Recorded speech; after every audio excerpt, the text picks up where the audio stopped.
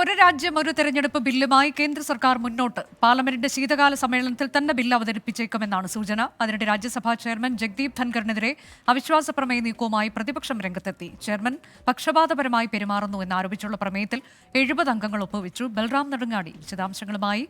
ബൽറാം, ഈ സമിതി നേരത്തെ തന്നെ റിപ്പോർട്ട് നൽകിയതാണ്. ഇപ്പോൾ അത് അംഗീകരിച്ചുകൊണ്ട് ഉടൻ തന്നെ അവതരിപ്പിക്കുമെന്നതാണോ വിവരം? മറ്റൊന്ന്, ജഗ്ദീപ് ധൻഖറിനെതിരായ നീക്കം എന്താണ്? ചുരുക്കി.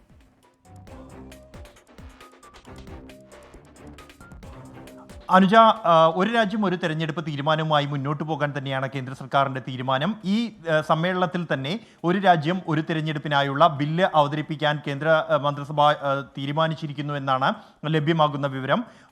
രാംനാഥ് കോവിന്ദ് സമിതി സമർപ്പിച്ച റിപ്പോർട്ട് മന്ത്രിസഭ അംഗീകരിച്ചിരിക്കുന്നു.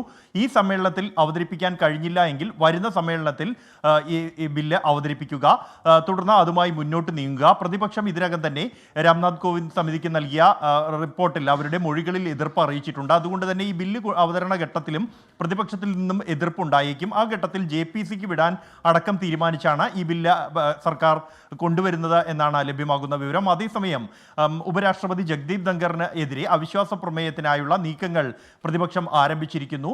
പ്രത്യേകിച്ചും സഭയിൽ തുടർച്ചയായ ദിവസങ്ങളിൽ പക്ഷപാതപരമായി നിലപാടെടുക്കുന്നു എന്ന് കാണിച്ചുകൊണ്ടാണ് ഈ നീക്കം.